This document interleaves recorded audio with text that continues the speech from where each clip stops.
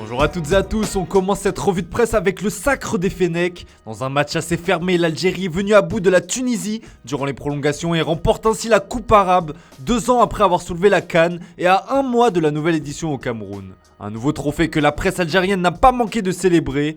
Les Verts champions arabes, écrit fièrement le quotidien national Horizon. Le quotidien L'Expression affiche également ses héros en une, avec en description l'hymne national du pays, le Serment. Cet événement a été célébré un peu partout en France par des milliers de supporters algériens, des scènes de liesse qui ont conduit parfois à quelques débordements comme le rapporte le Progrès sur sa une.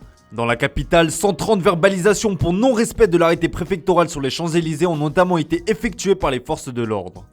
On reste dans l'Hexagone avec au programme la suite des 32e de finale de Coupe de France. Dans le derby breton opposant le Stade Rennais à Lorient, c'est le SRFC qui s'est imposé d'une courte tête. Un but signé Warmed Omari à la suite d'un cafouillage dans la surface, son premier but en professionnel. Rennes maître à l'ouest, résume le journal L'Équipe. De son côté, Lille a éliminé Auxerre sans trembler, comme l'écrit Nord-Éclair dans son édition du jour. Une victoire 3-1 avec un nouveau but de l'inévitable Jonathan David. Enfin, l'OM fait son entrée en lice dans la compétition cet après-midi et affrontera Canet-Rocheville, pensionnaire de National 3. La Provence avertit les Olympiens, pas de blague. Les supporters phocéens ne veulent probablement pas revivre l'épisode de l'an dernier où ils avaient été éliminés en 16e de finale face à Canet en Roussillon. On prend la direction de l'Italie avec la suite de la 18e journée de Serie A. La Juventus continue sa folle remontée au classement grâce à sa nouvelle victoire 2-0 sur la pelouse de Bologne. Un succès qui permet aux hommes de Massimiliano Allegri d'intégrer le top 5. Nous voilà, prévient le quotidien transalpin Tuttosport. La vieille dame grappille petit à petit son retard, en profitant notamment de la gifle infligée par l'AS Roma à l'Atalanta. Les Giallorossi ont parfaitement débuté la partie grâce à un but de Tammy Abraham au bout de 56 secondes. L'ancien buteur des Blues a inscrit un doublé en fin de match, portant le score à 4-1. Ça c'est Mourinho, souligne le Corriere dello Sport. La Juventus et l'AS Roma restent à l'affût pour une place en Ligue des Champions, et Allegri et Mourinho ont apporté la meilleure des réponses, comme le souligne la Gazzetta dello Sport. Les deux formations comptent 31 points, à 6 de l'Atalanta 3ème.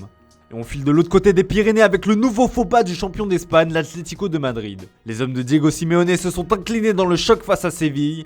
Un but dans les ultimes instants d'Ocampos a permis au club andalou de l'emporter 2-1. Un autre bâton, résume le quotidien espagnol AS. Séville prend le pouls, lance de son côté Marca. Avec cette 4ème défaite, les colchoneros ont déjà égalé leur total de défaites l'an dernier. La bande à Antoine Griezmann compte désormais 13 points de retard sur le Real Madrid leader qui affronte Cadix ce soir. On rend compte que le Belge Eden Hazard devrait débuter en tant que titulaire. Pour le journal belge de la dernière heure, Eden Hazard doit saisir sa chance. On reste en Espagne avec le Barça qui s'est fait peur face à Elche. Malgré une avance de 2 buts à la pause, les hommes de Xavi se sont fait remonter en l'espace de 2 minutes. Mais heureusement pour les Catalans, le jeune Nico González a sauvé les Blaugrana d'une nouvelle contre-performance. D'ailleurs, le Barça s'en est remis à ses jeunes pousses pour l'emporter, puisque le jeune Ferran Jutgla et Gavi ont également trouvé le chemin pour la première fois sous le maillot du club culé. La presse catalane n'y manque pas ce matin et rend hommage à ses minots. Baby boom, résume le Mundo Deportivo. Même son de cloche en une du journal Sport, super enfant peut-on lire. Si le FC Barcelone peine actuellement, il sait qu'il pourra compter sur ses pépites dans les années à venir.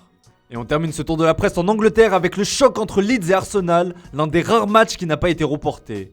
Marcelo Bielsa aurait probablement souhaité le contraire au vu des nombreux absents à déplorer, mais c'était bien le cadet des soucis des Gunners qui continuent leur très belle série et confortent leur 4ème place grâce à ce large succès 4-1.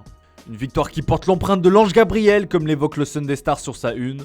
En grande forme ces derniers temps, le Brésilien a été auteur d'un doublé, ce qui pousse le Sunday Mail à écrire dans ses pages intérieures « Pas d'Oba, pas de problème ».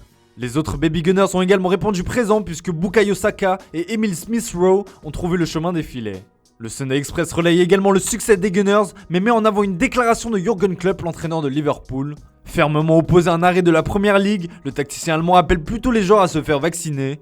Une prise de position claire face à la recrudescence des cas de Covid outre-Manche. D'autant que l'intéressé a été clair, Liverpool ne recrutera pas un joueur non vacciné car il représenterait une menace constante. Le message est passé. Voilà, c'est tout pour ce matin, merci pour votre fidélité, bonne journée à vous. On se retrouve tout à l'heure pour une petite surprise sur Foot Mercato.